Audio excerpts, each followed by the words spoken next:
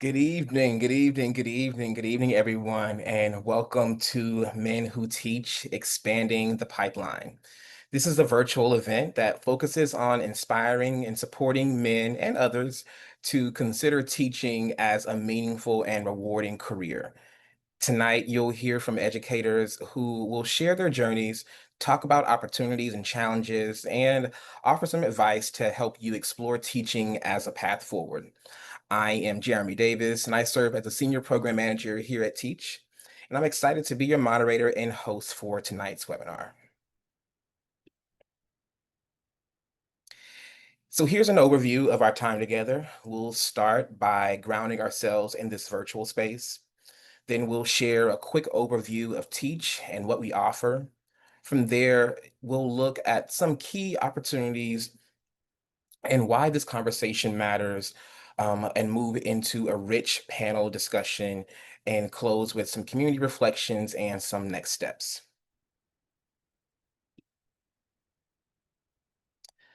So I want to take a moment to ground us in this space. Please use the chat to share comments and to build community. If you'd like captions, click live transcript. And then through the webinar, and throughout the webinar, you can feel free to use the Q&A feature to share questions and or reflections. We'll also provide a survey at the end, and your feedback really, really matters to us. It helps us make these events stronger and better. And everyone who completes the survey will have a chance to win a $200 prize. So make sure you stay until the end.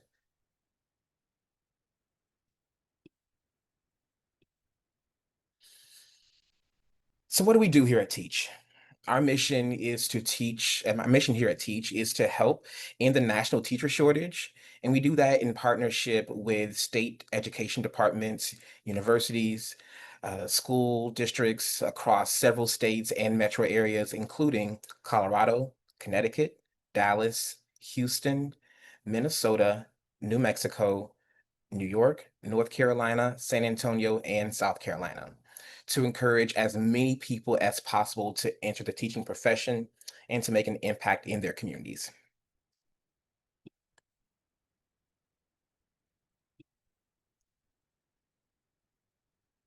Teach offers personalized support for anyone interested in becoming a teacher. And this includes free one-on-one coaching with current educators. We have job listings, program search tools, direct financial assistance, checklists, and how-to guides. So if you live in one of our partner regions, you can access all of these through your Teach account. And if you're outside of our regions, we'll do our best to help support you on your journey also. And so it gets us into the framing of our conversation tonight. So across the country, there's a significant gap between who our students are and who's teaching them. Nationally, about 23% of public school teachers are men. And at the elementary level, the gap drops to around 11%. In many schools, students go through their entire K-12 experience without ever having a male educator. That gap isn't just statistic. It shapes the kinds of role models students see, the perspectives they get exposed to, and the experiences that they carry with them. And that brings us to a conversation tonight, Men Who Teach. This is about lifting up voices, stories, and the impact of male educators and exploring what it means to have men in the classroom across the country. This is me, y'all. This is a photo of me back when I was in the classroom more actively. And it's where I also learned that representation in the classroom matters. When students have a teacher with a variety of perspectives and life experiences, it broadens their sense of what's possible. Male educators can bring unique strengths to school communities. They often serve as mentors, role models, and offer students new ways of seeing themselves in the world. And that was certainly true for me. For many young people, a male teacher may be the one of few men they interact with on a daily basis in a learning environment. That presence can shape how students engage, build confidence, and imagine their own futures. So, this conversation isn't just about numbers, it's about expanding the vision of who belongs in the classroom. And that's why this discussion is so important. So, tonight we'll hear directly from educators who are living this work every day, sharing their experiences, challenges they faced, and the impact that they've made. So, to inspire more men and others, again, to consider stepping into this role. I'm going to start by introducing our panel tonight, starting with Neil Curry. With over 35 years of experience in education, Neil Curry Jr. has dedicated his career to empowering youth through teaching, leadership, and community development.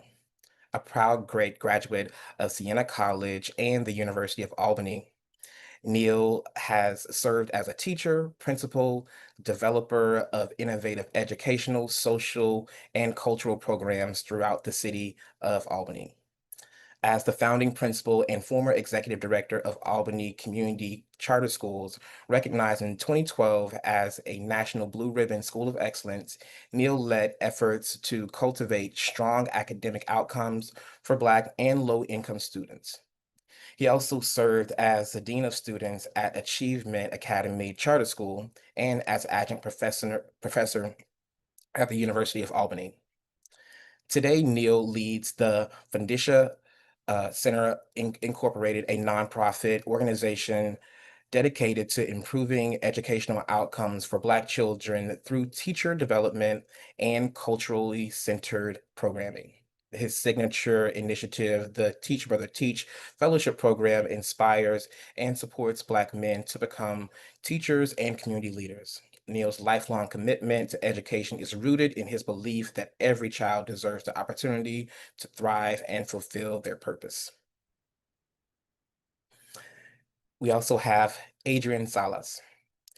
Adrian brings over 13 years of classroom experience across multiple school districts, guided by a passion for inspiring young minds and fostering a love of learning. A graduate of the University of Texas at Austin, Adrian originally planned to pursue law, but um, but found his true calling in education after uh, discovering the fulfillment that comes with mentoring and leading students. Sorry, y'all. Since earning his certification through UTSA, alternative certification program, Adrian has dedicated himself to helping students develop confidence and curiosity in the classroom. His journey reflects a deep belief in the power of education to transform lives and to approach each day as an opportunity to make a lasting difference. Agent's work is grounded in empathy, growth, and commitment to a lifelong learning, values that guide his mission to empower the next generation of leaders. We also have Felix Ortiz. As a first year teacher, Felix is embarking on a meaningful journey into education driven by purpose and reflection. A graduate of the University of Texas at Austin, also, Felix originally planned to attend law school, but was inspired to pursue teaching after recognizing the impact of mentorship in his community. Through the UTSA Accelerated Certification Program, Felix found his path toward the classroom where he now strives to build connection with students and foster an environment of growth and encouragement. Felix's journey into education reflects his belief in teaching as both a calling and a commitment. So, to guide, to support, and to inspire students as they discover their potential and pursue their dreams. And finally, we have Mark Joseph. As a proud member of the inaugural class of Call Me Mr. program, Mark has dedicated the past 21 years to educational leadership and service. Mark started his career teaching fourth and fifth grade students at a Title I elementary school in Greenville, South Carolina. After teaching, Mark assumed roles as an assistant principal, a principal, and associate professor, and is now the program coordinator and national partner liaison for the Call Me Mister program at Clemson University. In this current role, Mark works to empower future generations of educators and advocates for diversity within the teaching profession. Mark's journey has been defined by a steadfast commitment to a belief in our youth, a passion for leadership, and a vision that empowers our youth to live out their purpose. We have a wonderful round of speakers here with us tonight, and I'm so excited to dive into this conversation with you all. So let's dive in. This first part of our conversation, I'm calling the call to teach. So I want to start with you, Felix.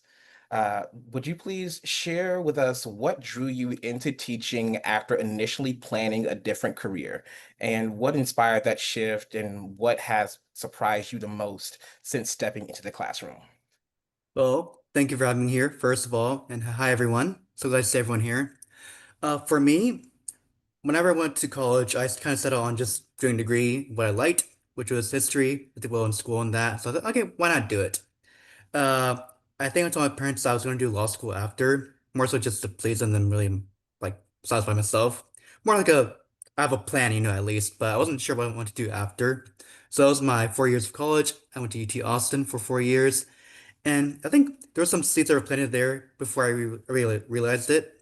Because from my experience, I was helped out with church retreats for the Cuff Center at UT Austin. That was really fun, where we went out to diocese and put on retreats for high schoolers. That was really fun. But I think Yeah. also a friend of mine who went to UT with me too, who was a valedictorian for my school. Like she became a teacher like partway through her career, and at UT also like, oh, that's funny. Wouldn't think that was possible, but so I think those were seeds that were planted in me. But I think what really drew me away from the law school was that COVID hit, and that was really awful for me because I didn't like online schooling at all. I'm sure most of you had experience with it. It's not the best thing. It's not as good as being in person, seeing everyone up face, like up in front of you, really having like discussions.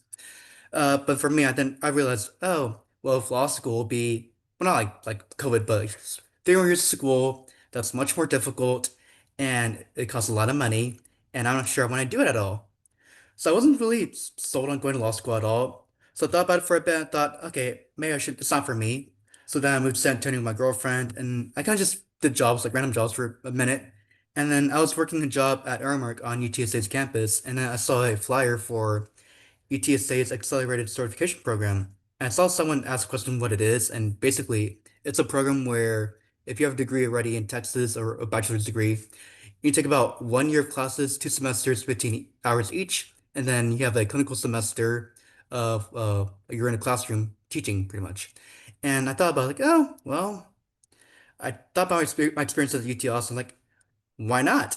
So that's really how I got started to really teaching, really. I did my 2 years and then clinical teaching at Sotomayor High School at Northside. It was really fun. Okay. And then part of that was also I did this thing called MEMIST, which is the Minority Male Educator Mentorship Initiative of South Texas, which is headed by Javi Laredo. I think it's in chat today, I think. So hi Javi, if you're there.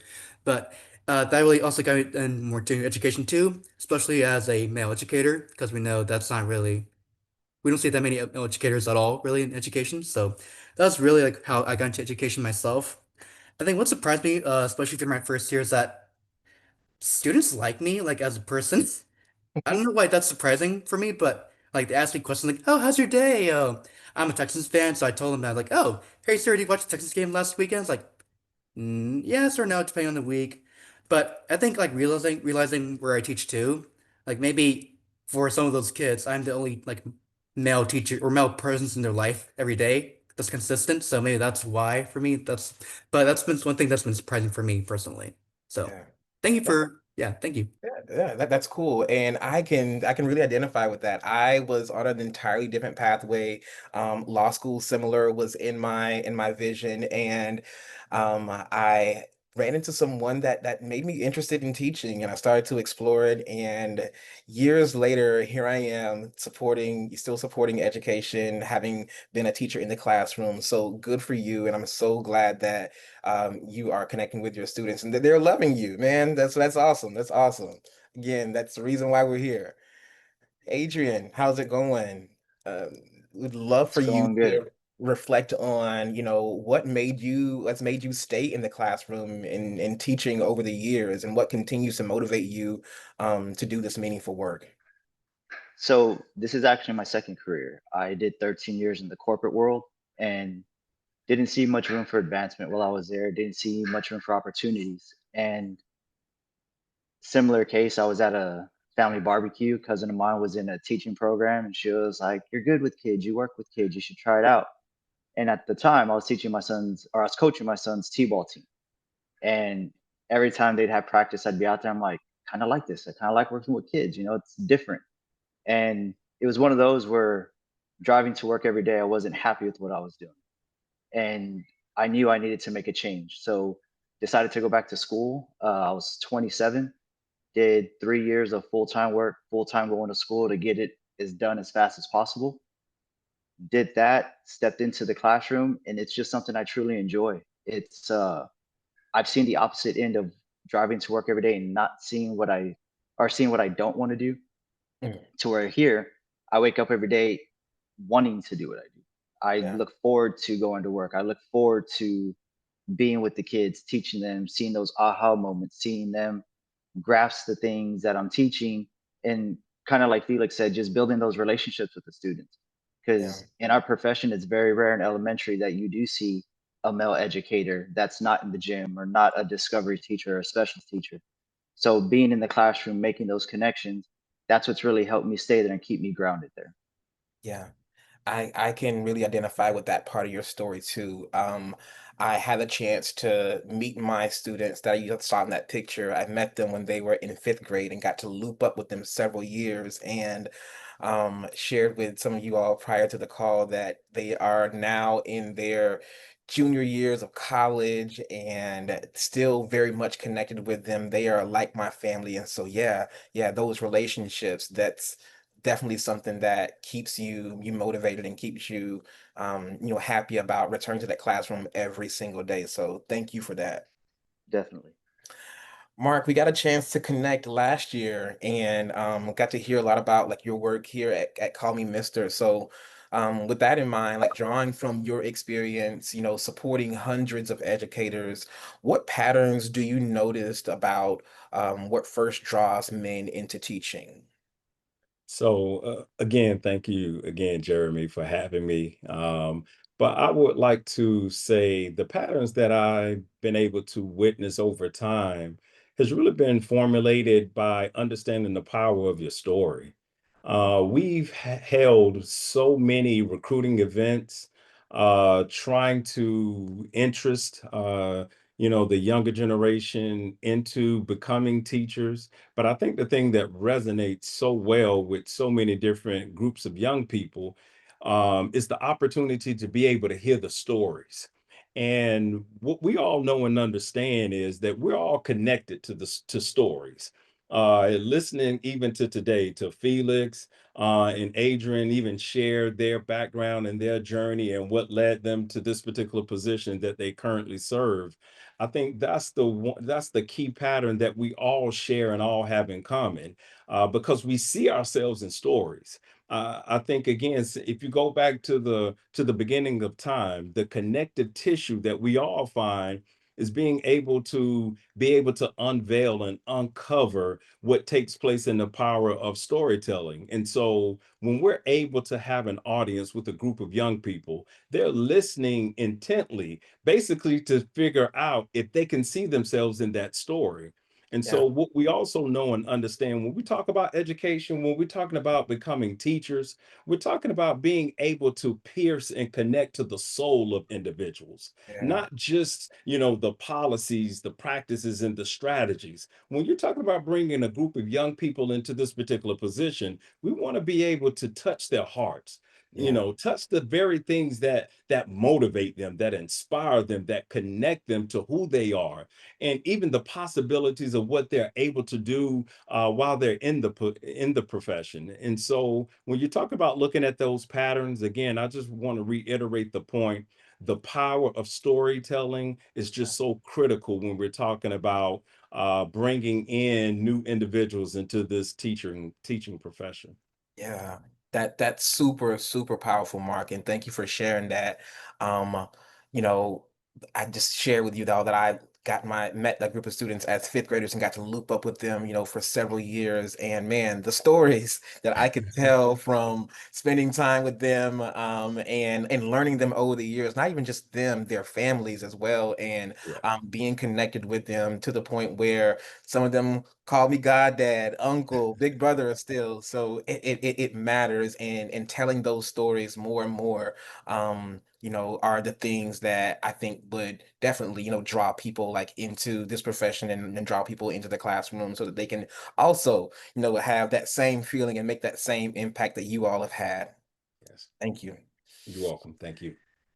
Neil, how's it going? How's it going?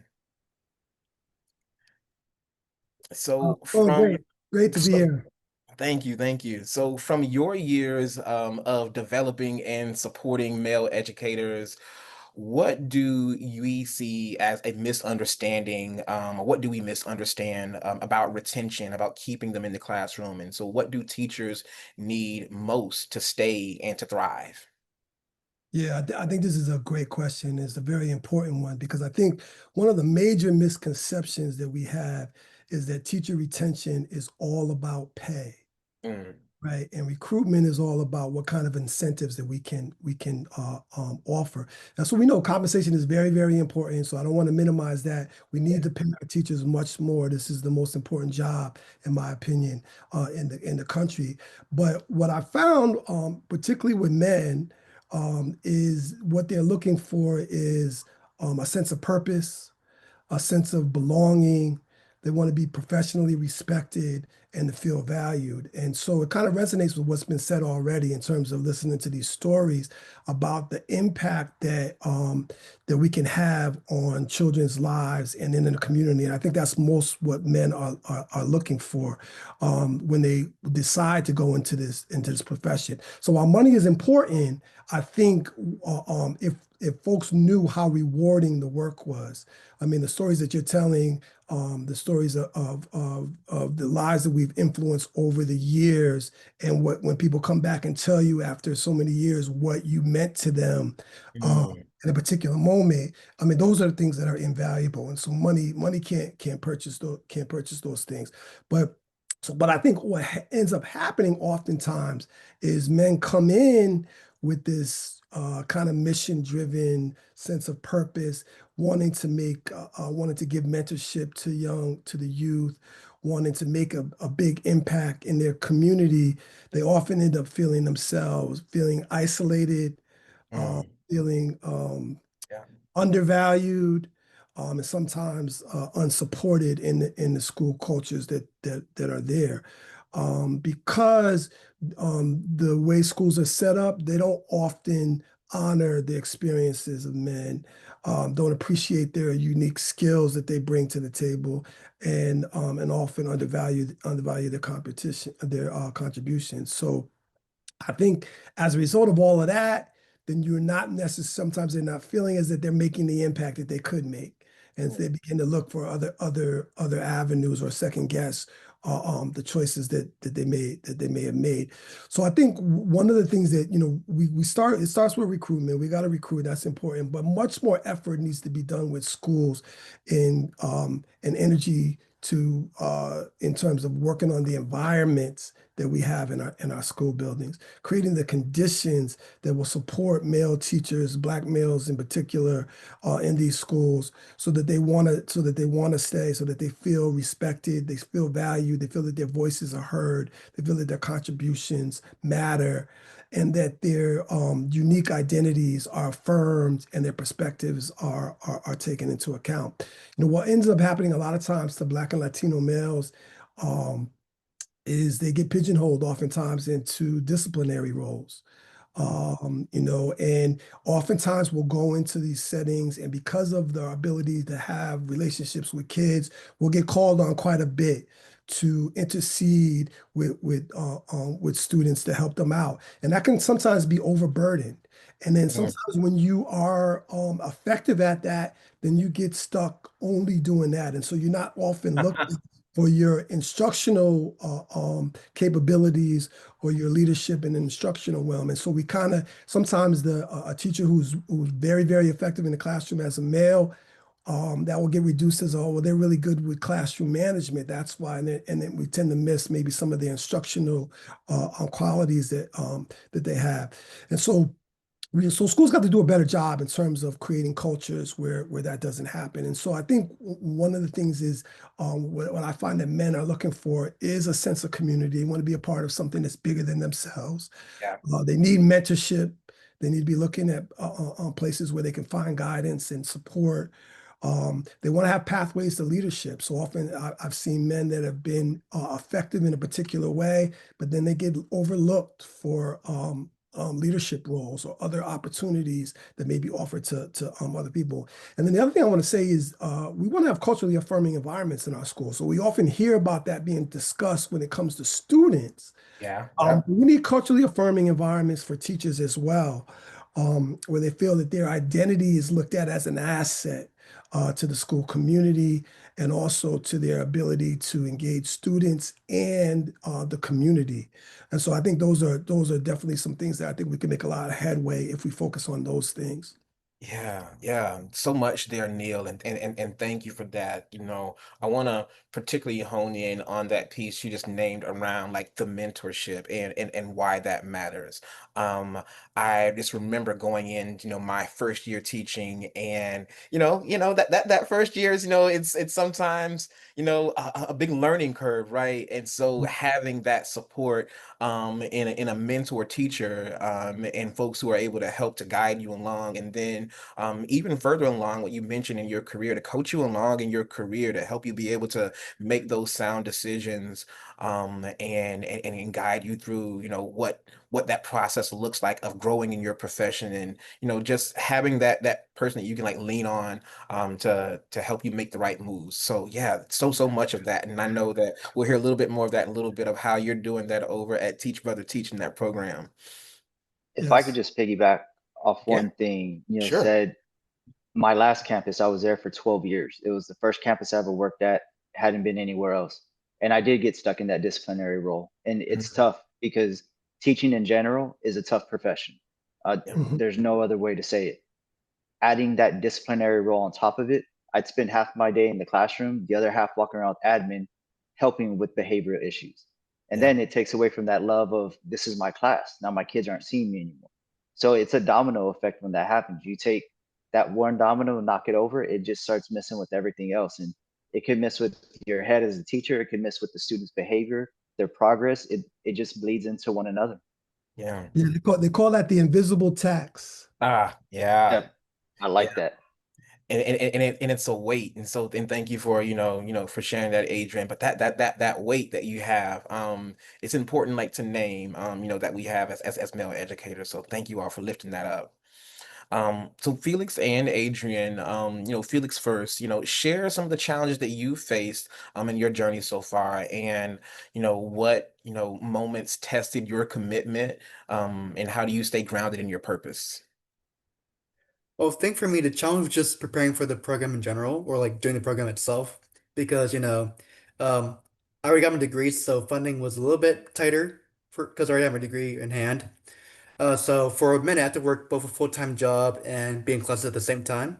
Yeah. So going through that was a difficult at times because I'd wake up, go to school, do classwork, maybe eat for lunch or dinner, and then I had to work at 4, and then I'd get out at 12:30 and sleep and repeat over again for the week. So I had very little time, like free time to myself. But I think for myself, I thought about like the long term. Like it's only for a year. I can get through this. And I think for me, at the time, I had a good support system with my parents, like helped me provide like any financial aid I needed. My girlfriend, who was living at the time, she helped care for me, like with like food, chores, stuff like that. I try to help out too. But I think for me, challenge is making through the like the just the trials with it too. Even now, as a teacher, first year teacher, you're busy. Yeah, But I do think like it's for the betterment of your kids too. Like the work you put in is for not for you, but for someone else too. So just trying yeah, to deal with like just being busy all the time, but it's something I don't really mind myself, you know. But something like you have to realize like it's not about you, it's about something else. And I think yeah. this will be the biggest challenge so far. Yeah, I mean, and that's important, like to name, especially because you're in the process of getting certified right now, and lifting that up is certainly important. And thank you for sharing that perspective. What about you, Adrian? I think the biggest challenge for me is just the ever-changing landscape of education. Every year, there's always something different, something else being implemented, and it's hard to be consistent when everything else is not consistent. You're constantly implementing a new curriculum, new behavior management strategies. There's always something new coming in. But I think the one thing that keeps me grounded is just the commitment to the kids. Yeah, I was at a PLC training this past summer, and I loved what the presenter said because they said you shouldn't buy into anything because the opposite of that is selling out. You should be committed to it because when you're committed to it, you'll show up every day. You'll put your best every day. And I think that's what the main thing is. In education, you're going to have to adapt and adjust possibly every 9 weeks, maybe every week, just depending on like funding has been mentioned. You know, you may start off in one grade level, you may transfer to another, but you have to adapt and adjust. But your commitment to the kids and the community is everything. yeah, yeah. Thank you for sharing that. That the kids themselves will always bring you back and bring you, keep you grounded in that. So, thank you for lifting that up. So, so Mark, from your perspective of working with future teachers, what helps them build resilience and to stay focused, during and after that first year or two? We heard Felix name some of those challenges. So, what do you say? I would honestly say I think I would narrow it down to probably three things, and I think is early access, development, and relationships. I say early access because the sooner we're able to get, especially our pre-service educators, involved into the profession and connecting to kids, it gives them an opportunity to really develop that muscle, Mhm. to develop that skill set. And the earlier you're able to develop those skills and those muscles, the further along you become. So when it's time for you to become that educator and you become this professional path in this professional pathway, you've had the experience, you've developed the muscles, you've developed those skills. We see the similar progression in athletics. So I think that early access is critical. The sooner we're able to get individuals just connecting to kids, Yeah, everything just doesn't have to be in a formal school setting, but get individuals connecting with kids in a community center, in a summer camp, and just in any place where you find a group of kids and you get people connected and having a better understanding with working with kids, the sooner the better. Because the truth of the matter is, I think we all carry some level of bias working with children, working with young people. And so when you get that early experience working with young people, it challenges you to either eliminate, some of the bias you bring to the table, or to really grow into what your understanding of working with young people means and the value of it. The other piece, I think the developmental piece is just as critical as well, helping to young people develop their sense of identity and who they are, and not just who they are, but what do I contribute to the spaces that I find myself. Helping young people recognize their own gifts and talents, and helping them also to understand that you don't have to always separate what you have a passion for and your interest with young people in the classroom. The beautiful thing about it is when teachers are able to marry their interest, their passion, what excites them to the space and to the reality of the classroom, the better you make that classroom experience become. The more you're able to elevate the educational experiences of the students you're able to serve. And so developing those young people and developing their passion and their gifts and talents as well. And I think the last piece, as I talked about, relationships. What's critical about relationships, when I became a classroom teacher, I was the only male in my building. But the interesting thing that helped me during that, those beginning years, I could easily pick up the phone, and I had a team of individuals who were experiencing similar situations in their schools. Mhm. Maybe 100 miles away, 50 miles away, but because I had that network, because I had that group of friends and peers who were experiencing some of the similar challenges that I was facing in my school, we were able to kind of hash some things out. We were able to pick each other's brains, challenge each other's ideas, and just push each other to grow. But I think the thing that Adrian also talked about, we were committed. We Yeah. had the commitment was there, and because the commitment was there, we could lean on one another and challenge one another. And because all of those pieces were in place, I think those pieces are critical when you're talking about retention, when you're talking about getting individuals to remain in the profession, because they are a part of something, as Felix said, that is bigger than just them. Is Yeah. greater than just them, and the mission and the journey that they find themselves on is just not about them. And so again, early access, development, and building those relationships. Yeah, all of that, all of that, all of that, Mark. In particular, that piece that you named about like marrying your interests, and for me, that was writing. I was an ELA teacher, and so helping students, learn something that I loved and that I could do all day in my sleep. I just loved it, right? And helping them be able to write their stories, and to be able to learn other stories, and shape that skill. It was something that definitely, kept me, motivated and connected, like, to what the profession like means, and like what I could bring to it from my own, experiences. Jeremy, one more thing I would like to add, even with Sure. that, listening to what you just said, when I think educators have the opportunity to understand their own gifts and talents, when Mhm. they do have their own classroom, they're able to easily recognize the gifts and talents of the kids and the young people that they serve. Yeah. And again, if we as educators find ourselves in these places, we have to be also have the discernment, the awareness to be able to recognize their gifts and talents as well. Because again, those are the avenues and the pathways that will elevate their experiences. I think Neil talked about earlier, how do we create these better environments? How do we elevate this school environment? But it's hard to elevate those school environments when we as educators can't even recognize the gifts and talents that our young people and our children bring to our school, 180 days out of the year.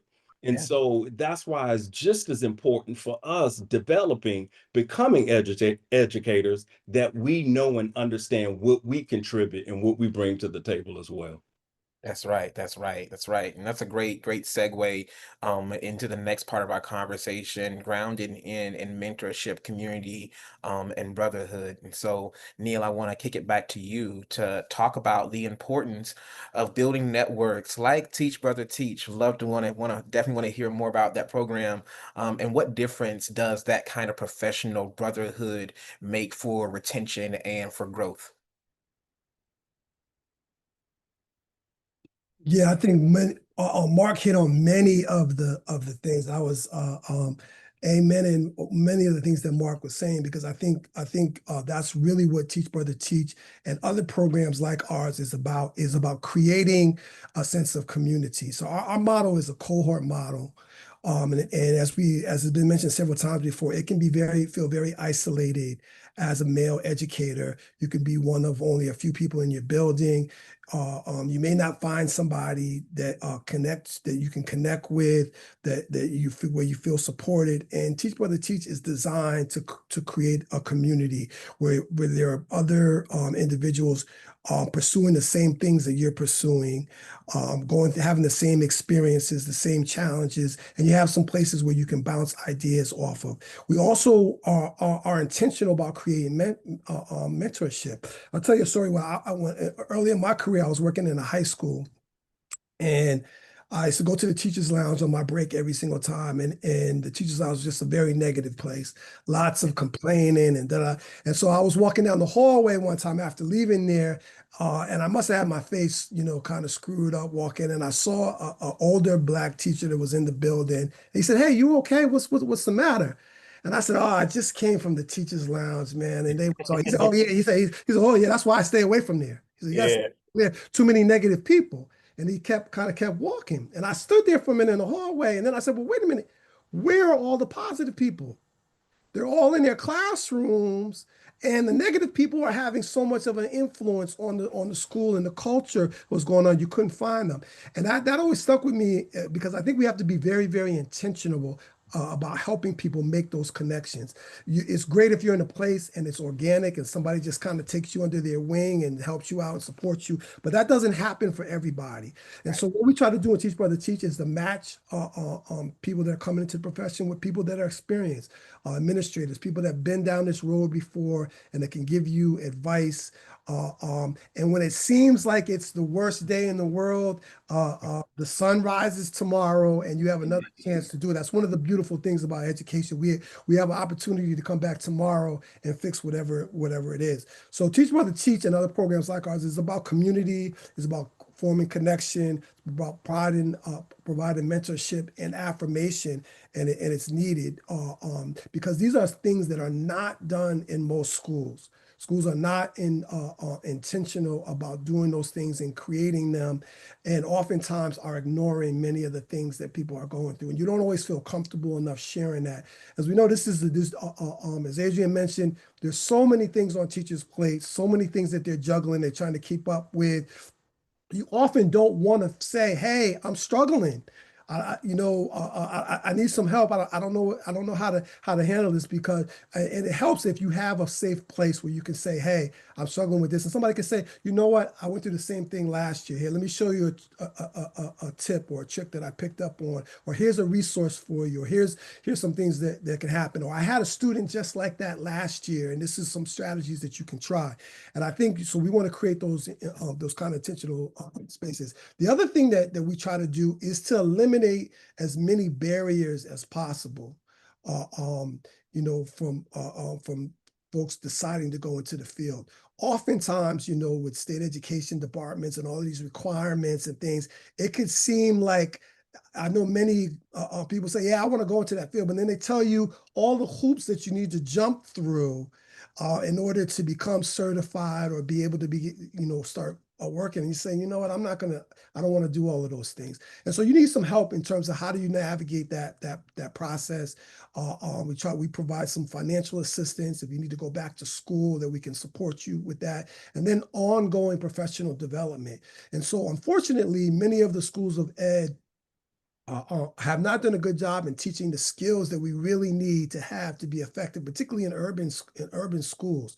And so, one of the things that I tell a lot of the young men that are going into teaching is they already have skills that we need in schools. Yep. Yep. Coming to the table with them, because based on the communities that they're coming from, based on their cultural competencies, we need those skills. And so those skills are not taught in the university, that your life experience brings that. And so sometimes we'll go and get the formal part of the education and learn the pedagogy, and then we'll forget the skills that we learned in the community center, at church, on the Little League baseball field, that we knew were effective in motivating and inspiring kids to do well. So you bring a lot to the table as young men, and then we need those skills in our schools.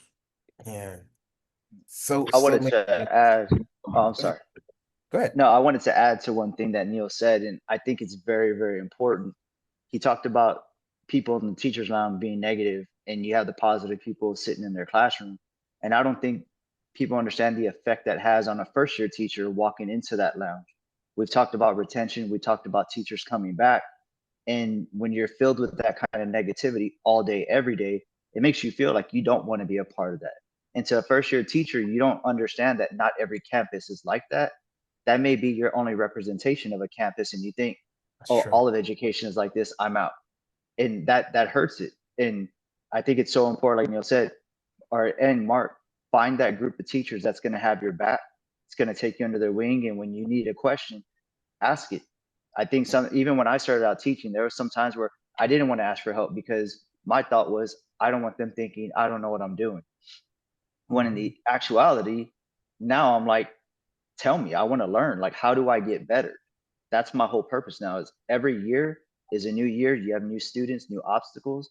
How do you get better for that new set of kids? Because they're not the same as last year.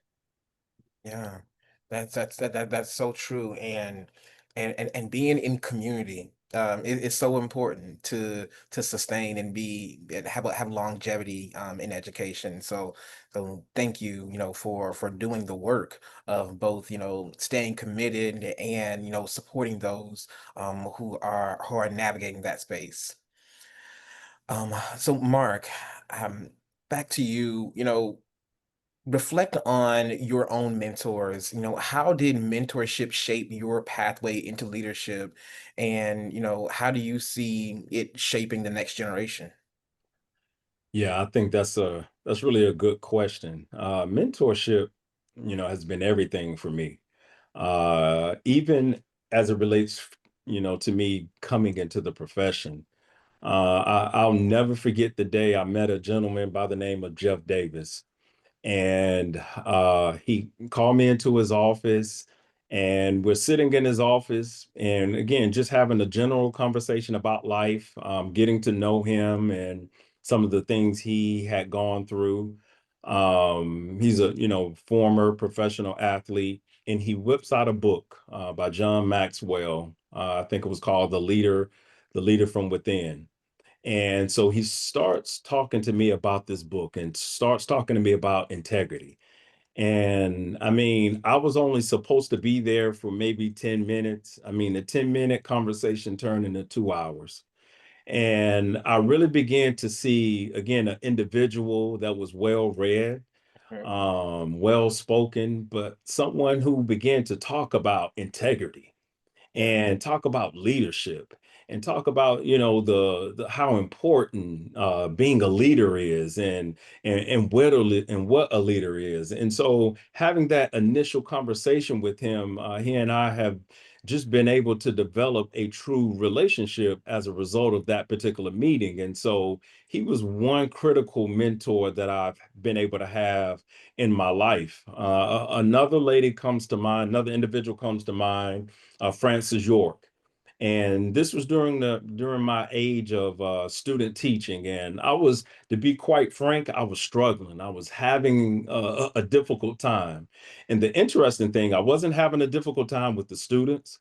I wasn't having a difficult time with the instruction. I was having a difficult time with some of the teachers in the building. Hmm. I thought I was going into a building, into a place, into a school where they would welcome me with open arms. I'm here to learn. That was my mentality. But that wasn't how I was received. And I was struggling. How do I deal with this? How do I go in with this positive attitude? How do I go in and have this positive experience and get through this in such a positive way? I just want to be able to move on when I'm having such a hard experience with a couple of the teachers, mainly one of the cooperating teachers. And Mrs. York pulled me to the side, and I will never forget the day. And she pulled me to the side and she told me, she said, "Stop making everything about you." She said, "This journey you're on, it's about the kids. So get over yourself, do what you need to do. And so you're able and in a position to be able to move forward and have your own classroom." And I'll never forget. And she said it to me in such a straightforward tone, and it was a hard tone. And I'll never forget. And I'm looking at her as if, why are you even talking to me like that? And but she was telling the truth. In all honesty, she was a veteran educator, but she was so truthful to me and so straightforward to me. But she gave it to me in a way, in a sense to where I needed to hear what she said. And truth be told, I needed to hear how she said it. because one of the things that helped me to do it, it snapped me out of this, I guess, euphoria world that I was in, that everything should be a bed of roses, everything should be perfect, everyone should welcome me with open arms. No, it gave me a true sense of understanding. Yeah. Wake up and understand what you're about to walk into. But having those two mentors, again, have been just critical in my development as a person, my development as a man, my development as an individual, including my development as an educator. And so when we're talking about the next generation, those are some of the things and some of the experiences that I try to take with me as well. Being able to have the kinds of experiences I've been able to have, but I try to help them understand a lesson.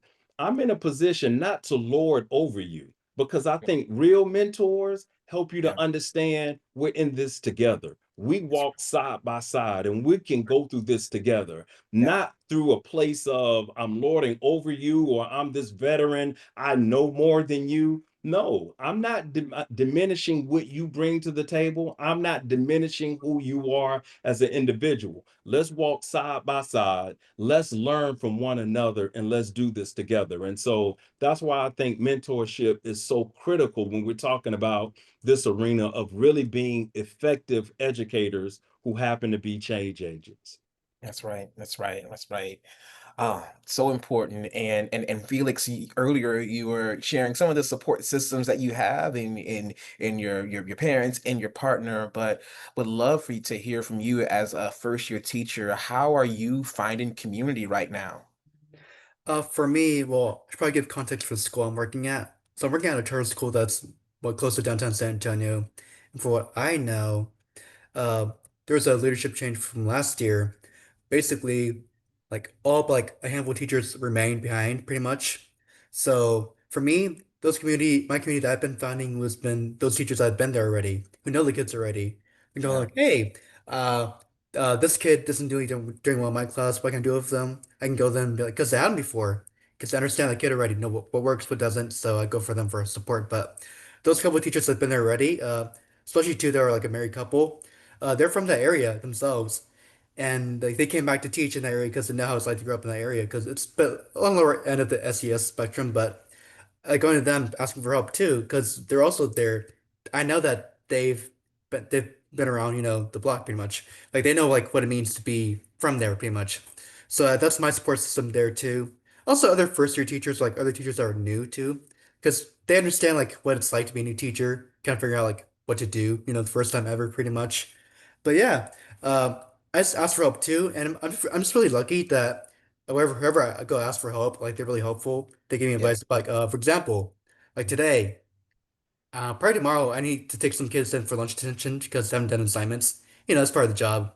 So I was like, hey, can I yeah, do this? Because I didn't know if I had the power to do that. And she's like, oh yeah, I do it all the time. It's easier like for secondary. So just asking for help really whenever I need it. I'm just lucky to just be in a community where they like encourage, they help you out too, like if other teachers do. yeah. That's awesome. Awesome. Thank you for sharing that. And definitely leaning on teachers who have those past relationships is a wonderful like help and assistance in transitioning. And so I'm gonna go back to you, Felix, here, and then to you, Adrian, the same question. So if you are a young man on this call or watching this playback, and you're on the fence about becoming a teacher, what would you tell them? And what's one thing that you wish people better understood about what makes teaching so rewarding? So I go to you Uh, first, Felix. I can go, yeah. I think for me, like I was wondering whether it was meant for me. And for me, what was scary was just taking that step because it was something that was unknown to me. So for those of you that are here and not sure, why not? What do you have to lose, really? Because for me, if I never found out by doing this journey myself, I think I've always been there wondering, what if, really? What Mm, if? Not think I could not live with myself, like always wondering. So why not? At the very least, you'll find your answer. And I think whether you end up teaching forever or not, you'll get your answer, and now you know for better whether you're meant to be a teacher or not. And I think it's better than not knowing at all, really. And for which thing I wish they know. Hmm. I think it's that it's not really the pay that it makes us keep us here really, because it's not the greatest pay, but really it's the connection with students that makes, at least for me, makes me want to come back each day. Be like, hey, how's your day? How you been, really? So just really that, and just being with students, really. Amen. Amen to that. Adrian, someone's on the fence tonight. What do you tell them? Uh, I'll actually share a story because I thought a lot about this, and I've been taking notes as everyone's talking because it's such a great conversation. And I had a kid a while back, and I worked in the highest crime rate of San Antonio for 12 years. And the people we'd get coming in, they didn't always have the best outlook on school. I personally would call it the generation of kids who had kids. So those parents didn't have a good outlook on school. They didn't like school because they were the ones getting in trouble. Well, I had this little girl in my class, and I remember her having a conversation with her mom one day when we were having a conference, and she told her mom, "Why is school so important? You dropped out. What are we doing?" 2 days later, she came to me and my coworker, Mr. Bunch. She asked us to tutor her so she could get her GED because that day she realized with what her daughter said, she was setting her daughter up for failure. So with that, she went back to school, got her GED to prove it to her daughter. And the reason I tell that story is because that mom right there had a total shift about her vision of education. It went from a very negative experience to a positive one. And what that did was now, anytime anyone in her circle talks negatively about education, she's going to be that person that stands up and starts changing people's minds because people want authenticity. People want people who look like them to say, you know what? I believe you. You're in my neighborhood. You're around me. I believe you. And I think that's one of the biggest things. You're able to change people's minds based off what you do, not by telling them, but by showing them. Actions speak louder than words. And I think that's so important. A lot of times we tell everyone, do this, do that, do this, do that. We don't do enough of, I'm going to show you what to do. I'm just going to do it. At work, I'm going to say, yes, ma'am, no, ma'am, yes, sir, no, sir. It's all a pattern. And when you're able to change that pattern and break that cycle, I think that's everything. I've seen that happen. You will make that change. I guarantee you. You may not always see the change. It may be few and far between that you see it, but I guarantee you stepping in every day, being there consistently means the world to not only those kids, but those families. Yeah. Oh gosh, y'all, I wish I could stay on this, and thank you for sharing that, Adrian. What a powerful story. I wish I could stay in this conversation with you all night, but our time is drawing towards like the end here. I do want to I'm looking at our Q&A here, and maybe I'll just pop this one question up to see, Mark or Neil, if you can have this one, you can answer this one. It says, any thoughts on the paths of pursuing, excuse me, any thoughts on paths of pursuing becoming an educator late in life or as a second career? I know you speak to that a little bit, Adrian, but Mark, Neil, anything you want to like share on that one? Yeah, I'll take that. I think it's very, very important that we have teachers diversity from all different age groups. So the experience that you bring, so people who are sometimes the best teachers because they have other experiences, other professional experiences, other knowledge that they can bring in, and it gives a perspective that somebody fresh out of college that's all they've done can offer. So what I'm seeing now is that there are many, I have several gentlemen in my program who are people who are coming from a different career, because they want to do something more meaningful in their lives, and they're looking at how ways that they can give back to the community, and that will help support for people to be successful, maybe in the career that they're coming from. So I once worked with a teacher who had been like a chemist working for General Electric for years, retired from that and came to be a science teacher in a middle school. And it was powerful because kids say all the time, what do we need this stuff for?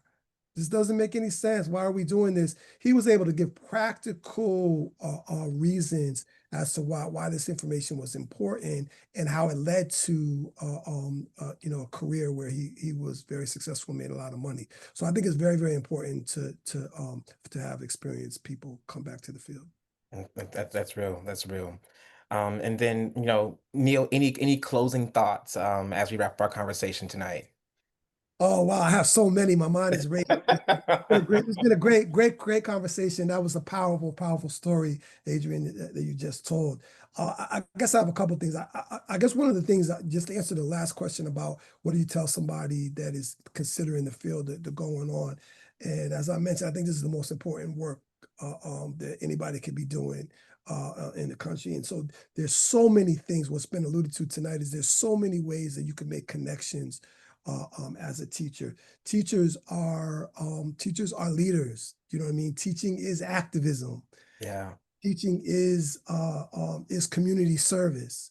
And then you can find ways to connect your individual interests to that to make a difference. And this is one of the most powerful ways that an individual can make a direct and positive impact on a community on a daily basis. There's not too many places that you could do that. You literally can see the result of your work manifesting itself in real time over the course of a school year. And so it's a way that you can leave a lasting legacy. And I think, as Mark had mentioned earlier about the stories, we need to do a better job of telling the positive stories about this profession, because there are people hear the negative ones. They hear anytime something terrible happens in the school, it's all over the social media, and those things are turning people away. We don't oftentimes hear about those positive, rewarding stories like the one that Adrian told about having a generational impact. And so you're not just teaching, an elementary school student, you're having an impact on an entire family. And so I think we need to do a better job doing that. And so I envision a world where men will be able to do that. I feel strongly that men are the missing link in helping us improve our education system. In many ways, men of all different types are holding these buildings together, whether they're just doing discipline or being a teaching assistant, the custodian, they're holding these buildings together. And so we need to do a better job at telling young men that we need your skill set. We need you in the profession. You're wanted, you're needed, and you're encouraged to come in. As a principal, I often interviewed teachers, and I would often have women tell me, "Oh, I knew I wanted to be a teacher since I was in the second grade, and I was babysitting my little cousin." And they will often tell stories about somebody would tell them, you should be a teacher because you're really good with kids. We often don't get told that. We get told to be a coach or to do something else, but rarely do we say. And so Adrian mentioned that he was told that later on in life, as he's coaching his son on the Little League field, that he was good at. Cool. He should have been told that when he was 15. And then maybe he would have been a teacher right away. And so I think every family has the relative that all the kids love, and that's who you send to talk to. Go talk to Uncle Jimmy because whatever. But we need to tell Uncle Jimmy we need you to teach in math in fifth grade, so you can keep these kids in the classroom and inspired. So I'm encouraged that it seems like there is a growing movement of more men considering education to do that, and so we want to keep the momentum going. Right. Thank you. Thank you. Thank you for that. And got about a minute. Neil, Mark, anything you want to close out with? Man, that was hard to follow, Neil. That was strong. Man, that was strong, really and truly. All this has been a great conversation. Again, just not to repeat everything, but I do agree with what Neil was stating. There are wonderful stories that take place in our school systems daily, every day. And I think it's just as important for those stories to be shared, for those stories to be told. And because I think we have the responsibility and the opportunity to really shift the narrative. The same way Adrian was talking about, in his story, we have that same opportunity to do so on not just a local level, a state level, but also a national level. We have that same opportunity to do so. And the last thing I just wanted to add, and thankfully, I've been grateful to be a part of a program that has been in an existence for 25 years. They call me Mr. Program out of South Carolina. And what being a part of this program has positioned me to be so excited about our future. Every single day, I get the opportunity to work with a group of young people who, as Adrian talked about, that's committed to this profession. They're committed to growing and learning. They're committed to serving their community. They're committed to being leaders. And it's just not those individuals out of South Carolina, but we have programs across the nation. And this weekend we will have a convening in Greenville, South Carolina, where we have the opportunity to come together. And for me to be a part of such a powerful movement where with a group of young educators who are truly excited about changing the profession, elevating the profession, it helps me to know and understand that there's hope for the future. And Yeah. so it just positions me to, again, have this understanding of excitement, have this sense of joy, and have this sense of appreciation, in terms of what individuals have done in the past, but clearly what's about to take place in the future. So again, I'm thankful to be here and thankful for the opportunity. Guys, fellas, thank you all so much for such a rich conversation. Like I said, I could stay here talking like all night, but we're gonna go ahead and move into our closing tonight. Before we close, we want to leave everyone with some concrete next steps. So if you're interested in becoming a teacher, or if you're already exploring this journey, please sign up for a one-on-one session with us here at Teach for some coaching. Our coaches are current educators who can help you to navigate your pathway in the classroom. You can scan this QR code that you see on the screen, and or utilize the short link in the chat. And it'll help to follow. You can follow that, and you can connect you to some resources in our post-event email. Also, remember that survey for a chance to win $200. Thank you, thank you, thank you for participating in that survey. And we also, again, want to thank our speakers for sharing your wisdom, your experiences, and thank you to each of you for joining us tonight. Again, take a moment to complete this quick survey, give us some feedback, which will also pop up at the end of the webinar. Your feedback helps us shape our future events. And so we hope that tonight gave you some insight and some inspiration and a clear next step on your journey. So thank you all. Thank you to our panelists. Thank you to all of you all who joined us tonight. And you all have a great evening. Until next time, see ya.